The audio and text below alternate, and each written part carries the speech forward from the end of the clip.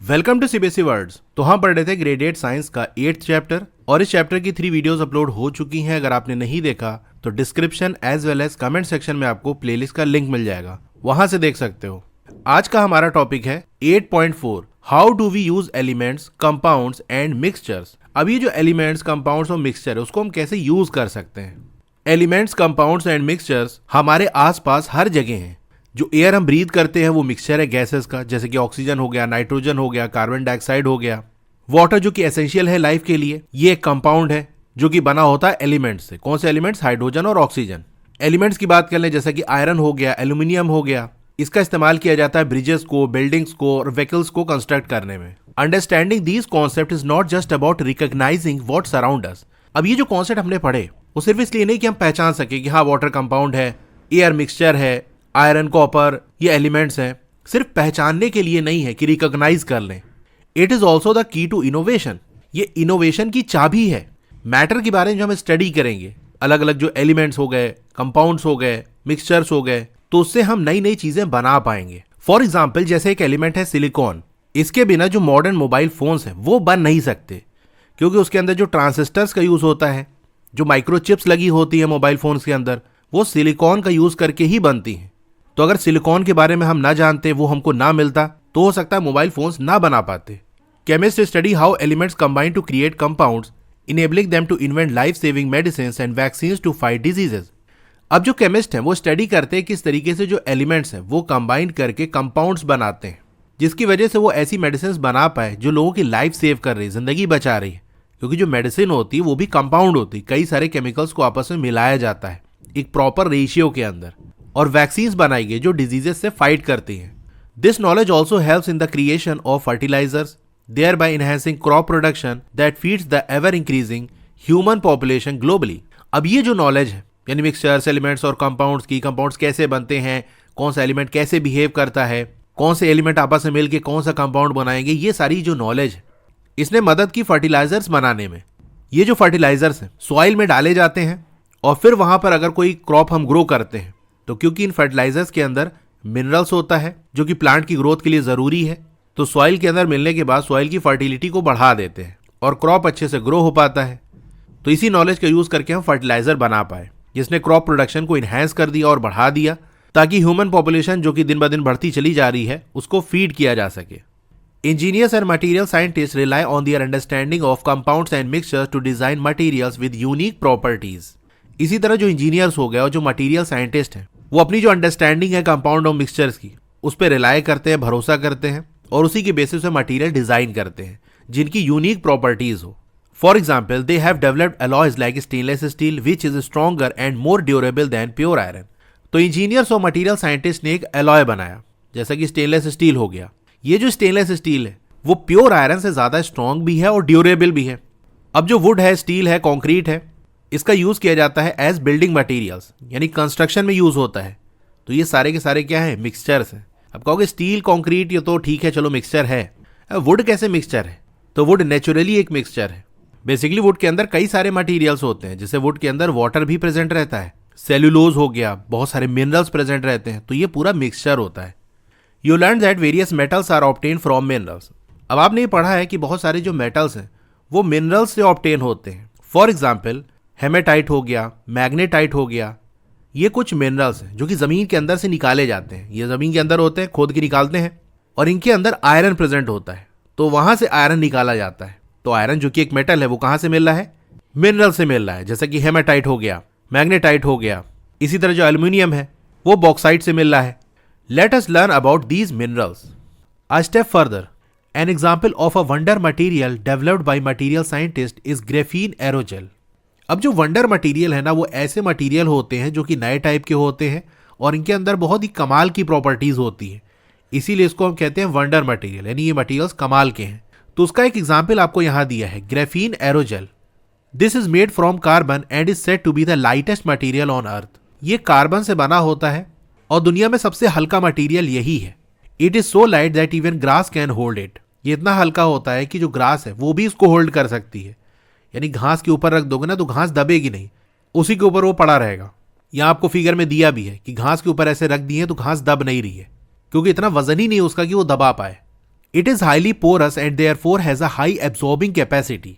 अब ये काफी ज्यादा पोरस होता है, यानी इसके अंदर बहुत ढेर सारे छोटे छोटे होल्स होते हैं, जिसकी वजह से इसकी जो एब्जॉर्बिंग कैपेसिटी है वो काफी हाई होती है।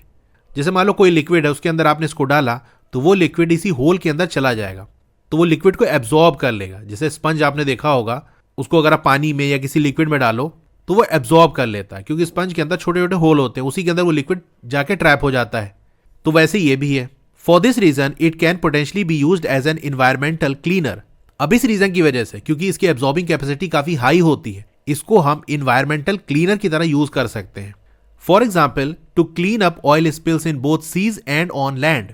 अब हो सकता है आपने सुना हो, अक्सर ऐसा सुनने को मिलता है कि जैसे मान लो कोई शिप जा रहा है ऑयल लेके, वो किसी वजह से पलट गया, ऑयल सारा गिर गया।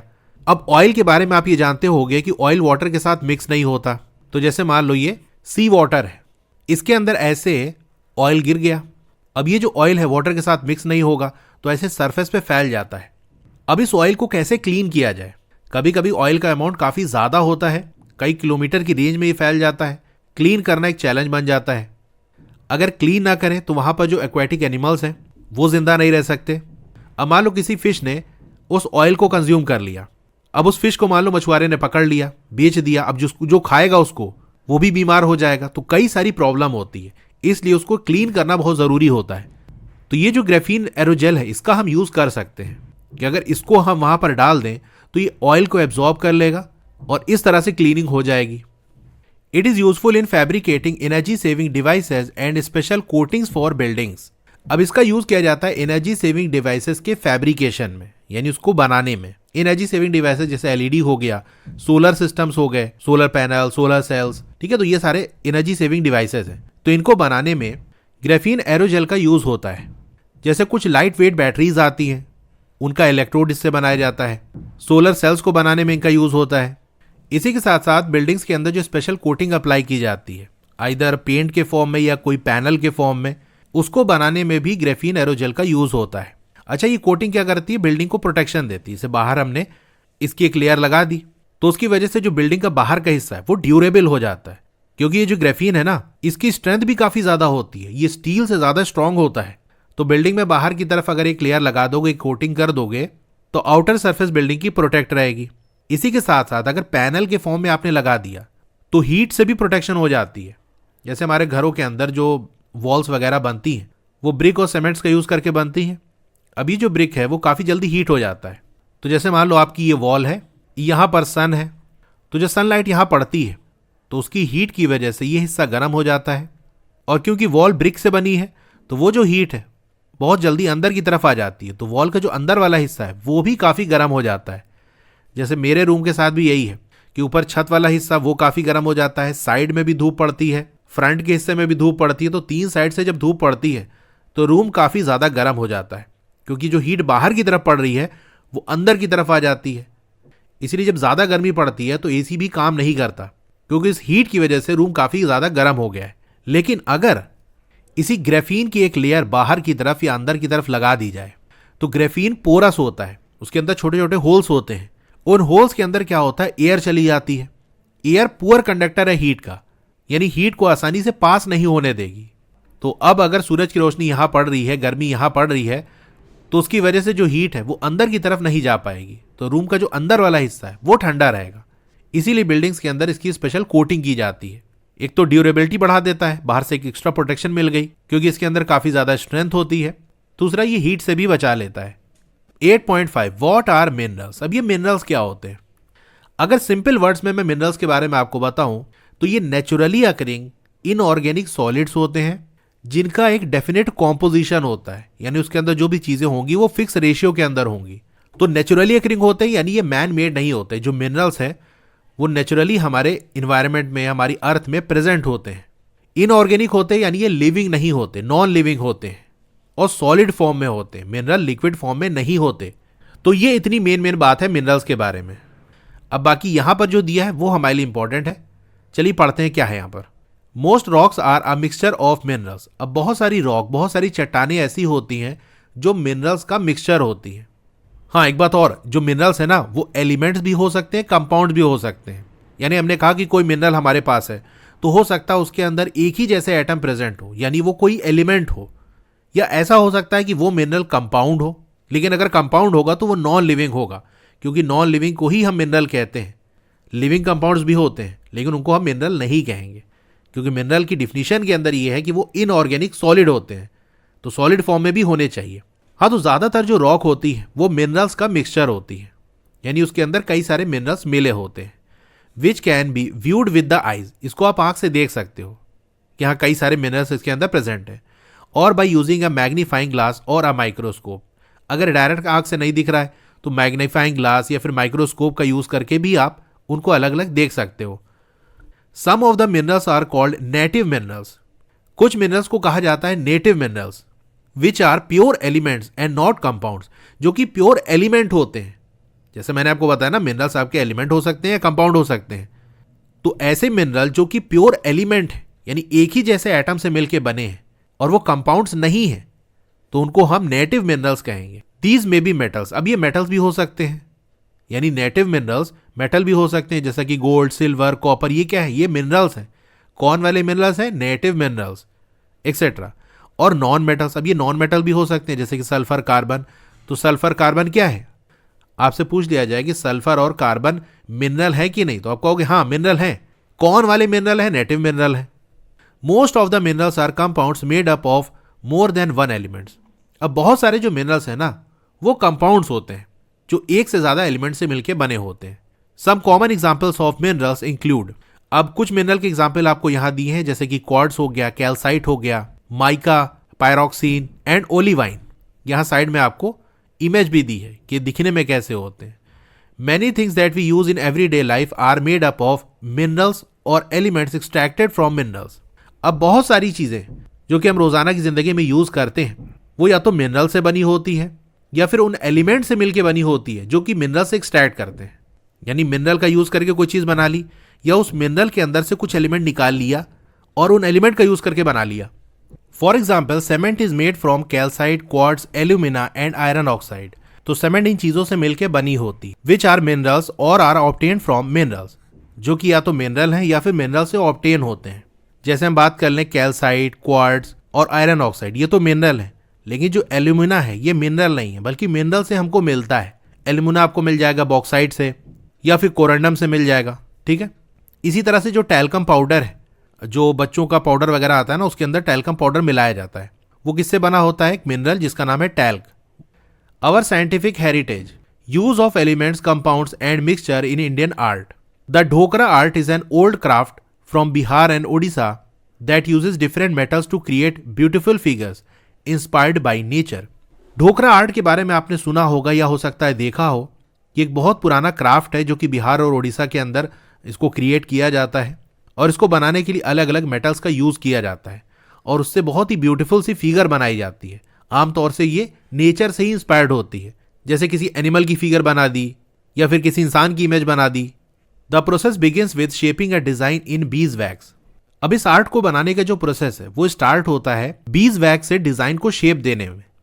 यानी होता ये है ना कि जैसे आपको ये साइड में फिगर दी, इसको बनाना है, तो जो बीज वैक्स है, अब एक तरीके की वैक्स बी हाइव में मिलती है, मधुमक्खी के छत्ते में मिलती है, तो वहां से वो वैक्स कलेक्ट कर ली जाती है और उस वैक्स का यूज करके शेप बनाया जाता है, डिजाइन बनाई जाती है। जैसे यही जो फिगर आपको बनी हुई है, पहले वैक्स से बना लेंगे उसको। वैक्स का यूज करके बनाना आसान होता है भाई, मोम है, सॉफ्ट होती है, तो जैसा शेप देना चाहते हैं दे देते हैं। तो पहले जो फिगर बनानी है उसका वैक्स वाला फॉर्म बना लेंगे। फिर क्या करेंगे? This wax model is covered with clay to build a mould. अब इस वैक्स मॉडल को कवर कर देते हैं क्ले से, ताकि एक मोल्ड तैयार हो जाए, एक खांचा सा तैयार हो जाए। मतलब इसी वैक्स मॉडल को क्ले से कवर कर देते हैं, तो पूरा ये क्ले से बंद कर दिया, हर तरफ इसकी क्ले भर दी। तो कुछ टाइम के लिए इसको छोड़ देते हैं, तो जो क्ले है वो हार्ड हो जाती है। After the clay hardens the wax is melted out living a hollow space. तो क्ले से पूरी तरह कवर कर देते हैं, लेकिन थोड़ा सा जैसे नीचे के साइड एक होल बना देते हैं। अब जब क्ले हार्ड हो जाती है ना, तो इसको थोड़ा हीट करते हैं। हीट होने की वजह से क्या होता है, जो अंदर वैक्स है, वैक्स का जो पूरा डिजाइन बना था वो पिघल जाता है, पिघल के नीचे से निकल जाता है, तो अंदर खाली जगह बन जाती है, एक हॉलो स्पेस बन जाती है। This space is then filled with molten brass और bronze which makes Dokra art strong and give it a shiny golden colour.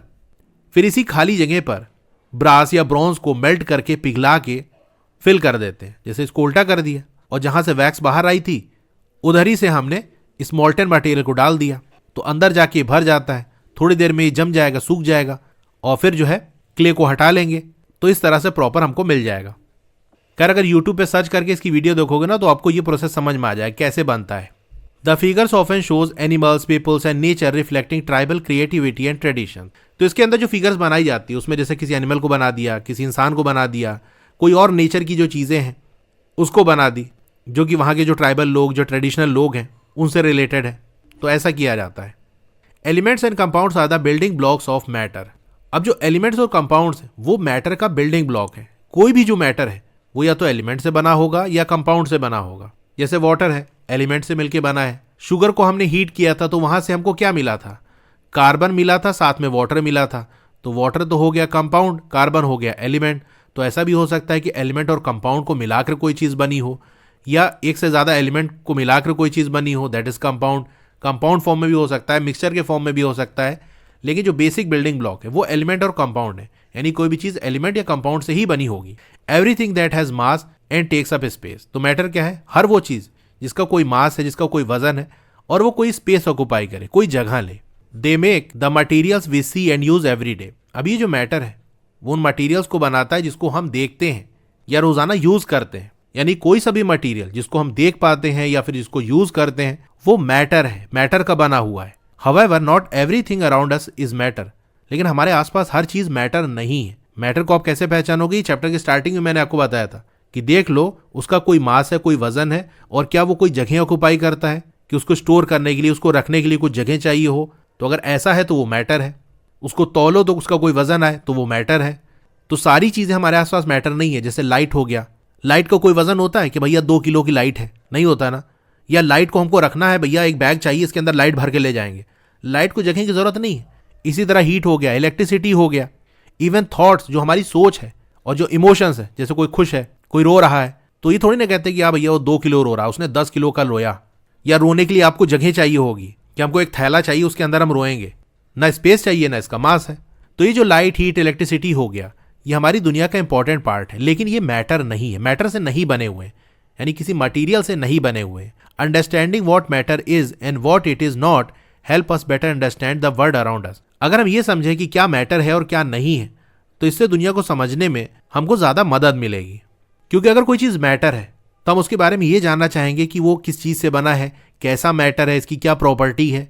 लेकिन अगर कोई मैटर नहीं है तो उसके बारे में ये चीज़ें हम नहीं समझ सकते। अब चलिए स्नैपशॉट्स देख लेते हैं। अब मिक्सचर के अंदर 2 या 2 से ज़्यादा सब्सटेंसेस मिक्स रहते हैं।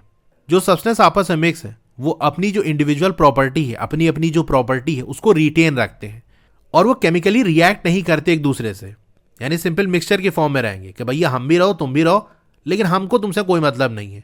The individual substances that make up a mixture are called its component. तो मिक्सचर के कॉम्पोनेंट क्या है? जो अलग अलग सब्सटेंसेज हैं जिनको मिलाकर वो मिक्सचर बना है, वही उस मिक्सचर के कॉम्पोनेंट है। A pure substance consist the same type of particles. Pure substance के अंदर एक ही जैसे पार्टिकल्स होते हैं। ये मैंने आपको बताया कि पार्टिकल्स एटम भी हो सकते हैं, मॉलिक्यूल भी हो सकते हैं। तो प्योर सब्सटेंस जैसा कि कोई एलिमेंट हो गया, वहां पर एक ही जैसे एटम आपको देखने को मिलेंगे। या अगर एटम कंबाइंड फॉर्म में है, 2 या 2 से ज़्यादा के ग्रुप में है, तो वहां पर हम कहेंगे सेम तरीके के मॉलिक्यूल्स हैं। इसी तरह कंपाउंड्स की बात कर ले तो वहां एक ही जैसे आपको मॉलिक्यूल्स देखने को मिलेंगे। जैसे वाटर के अंदर वाटर के जो पार्टिकल्स हैं, यानी वाटर के जो मॉलिक्यूल है, वो एक ही जैसा होता है। यानी वाटर का हर पार्टिकल, या हम कह सकते हैं हर जो मॉलिक्यूल है उसके अंदर वही एक ऑक्सीजन 2 हाइड्रोजन के साथ जुड़ा होगा, तो एक ही जैसा मॉलिक्यूल होगा, यानी एक ही जैसा पार्टिकल होगा।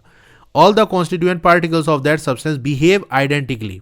अब हर जो कॉन्स्टिट्यूएंट पार्टिकल है उस सब्सटेंस के, वो एक ही तरह से बिहेव करेंगे, तभी तो ओवरऑल उस पूरे सब्सटेंस की प्रॉपर्टी एक जैसी होगी। अब जो प्योर सब्सटेंस है वो या तो एलिमेंट होगा या कंपाउंड होगा। Elements are the simplest substance that can not be broken down further into simpler substances. अब जो एलिमेंट्स है वो सिंपलेस्ट सब्सटेंस होते हैं, इनको फर्दर हम ब्रेक डाउन नहीं कर सकते कि और ब्रेक करके और सिंपल सब्सटेंस बना लें। ये बिल्डिंग ब्लॉक होते हैं सारे ही मैटर के, यानी सारे ही मैटर इन्हीं से बने होते हैं। Substances which are composed of 2 or more elements combined chemically in a fixed ratio and have different properties from their constituent elements are called compounds। अब वो substances जिनके अंदर 2 या 2 ज़्यादा एलिमेंट होते हैं और वो एलिमेंट कंबाइन करते हैं केमिकली, यानी उनके जो एटम है वो आपस में जुड़ते हैं एक फिक्स रेशियो के अंदर, कि एक एलिमेंट का इतना एटम, दूसरे का इतना एटम, और एक से ज्यादा हो तो कई सारे, वो प्रॉपर रेशियो के अंदर कि इतना ये, इतना वो, ये मिलके पूरा एक पार्टिकल बनाएंगे। और इनकी जो प्रॉपर्टी होती है वो अपने कॉन्स्टिट्यूएंट एलिमेंट से अलग होती है।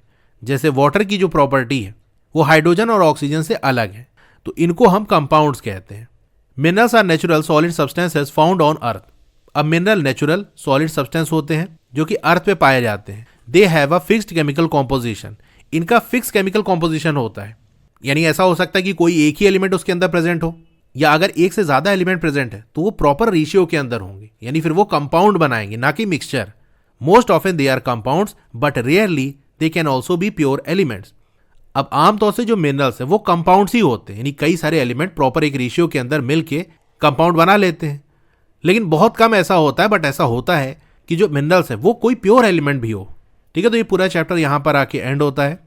क्लास 8 की और वीडियो देखना चाहते हो तो इस तरह से आपकी वीडियो चली होगी। पहले वीडियो को लाइक कर लो, चैनल को सब्सक्राइब कर लो, मोर पे क्लिक कर देना है, फिर से मोर पे क्लिक कर देना है, तो आपका डिस्क्रिप्शन ओपन हो जाएगा। यहाँ पर आपको मेरे व्हाट्सएप चैनल का लिंक मिल जाएगा, उसको ज्वाइन कर लोगे तो आपको लेटेस्ट अपडेट मिलती रहेगी। डोंट वरी, आपका नाम और फोन नंबर किसी को भी विजिबल नहीं होगा। फिर क्लास 8 की बेस्ट बुक का लिंक मैंने दे दिया है, इस लिंक पे क्लिक करके यहाँ से परचेस कर सकते हो। अब अगर आपको स्टडी मटेरियल चाहिए, जैसे नोट्स हो गया, एक्सरसाइज के सॉल्यूशन हो गया, तो मेरी वेबसाइट विजिट कर सकते हो। और नीचे आओगे तो क्लास 8 मैथ्स की चैप्टर वाइज प्लेलिस्ट मिल जाएगी। जिस चैप्टर की वीडियो देखनी है उसके साथ में जो लिंक है उस पर आप क्लिक करोगे तो उस चैप्टर की प्लेलिस्ट ओपन हो जाएगी। और नीचे आओगे तो और भी जो सब्जेक्ट्स हैं उनकी प्लेलिस्ट का लिंक मिल जाएगा। Okay, thank you.